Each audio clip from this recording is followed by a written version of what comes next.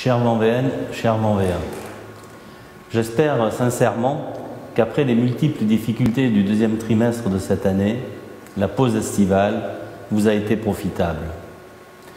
Je m'adresse à vous aujourd'hui pour vous donner les informations pratiques les plus précises possibles sur les conditions de notre vie quotidienne à Vanves dans les jours à venir.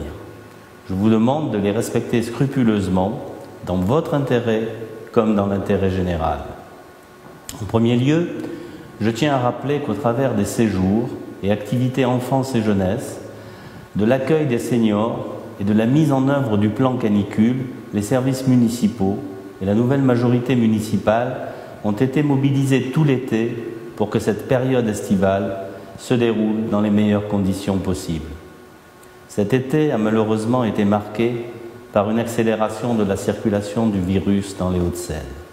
Depuis vendredi 28 août à 8 h, la préfecture a rendu le port du masque obligatoire sur la voie publique et dans tous les lieux ouverts au public, dans Paris et Petite Couronne, donc à Vanves. Concernant nos aînés dans les EHPAD, avec le rebond de l'épidémie, les visites sont de nouveau encadrées et les mesures strictes de port du masque et du respect des gestes barrières sont appliquées. Aujourd'hui, nous organisons une 4e distribution de masques grand public.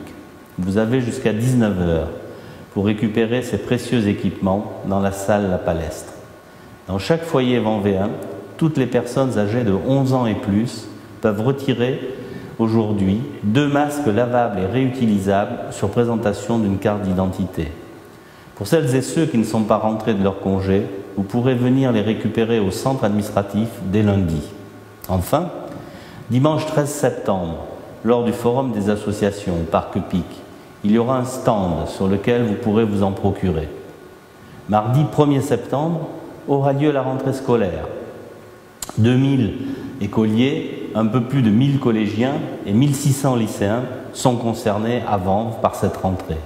Dans les écoles, hormis le port du masque obligatoire pour tous les professionnels, à l'heure où je parle, le gouvernement n'a pas mis en place d'autres mesures particulières.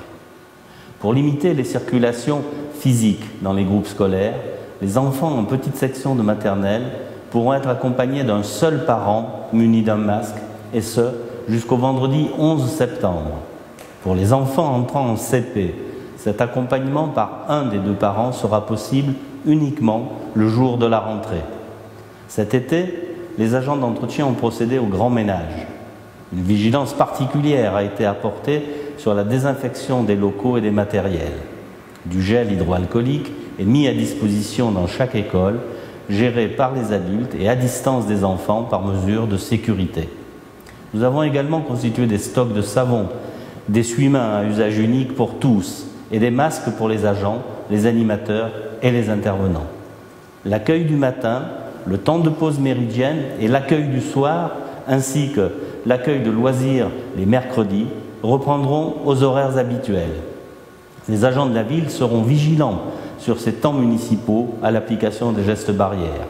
Nous veillerons également à limiter les brassages des groupes d'enfants sur les temps d'accueil de loisirs. Concernant la cantine, les tables du réfectoire sont nettoyées et désinfectées après chaque service. Les collectivités territoriales sont au premier plan de la prévention et de la solidarité face à l'épidémie. Je remercie très chaleureusement le conseil régional et le conseil départemental qui dotent les collégiens et lycéens de 2 masques lavables et réutilisables pour cette rentrée. Concernant la rentrée, dans le secteur de la petite enfance, l'ensemble des crèches municipales rouvrira lundi 31 août. La rentrée sera encadrée selon les mêmes conditions qu'en juillet dernier. Les parents pourront rentrer munis d'un masque avec leur enfant. Dans les échanges entre professionnels de la petite enfance et avec les adultes, celui-ci sera aussi obligatoire. La région Île-de-France va également mettre en place des tests mobiles. Des camions sillonneront dès le 2 septembre prochain l'Île-de-France pour proposer, à proximité des axes de circulation, gratuitement et sans rendez-vous, des tests virologiques et sérologiques. Une journée va être organisée spécialement à Vanves.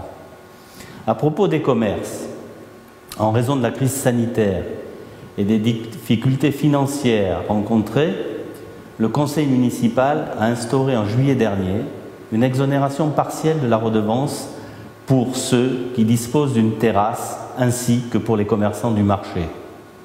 Cet été aura aussi été marqué par la dramatique explosion au cœur de Beyrouth le 4 août dernier.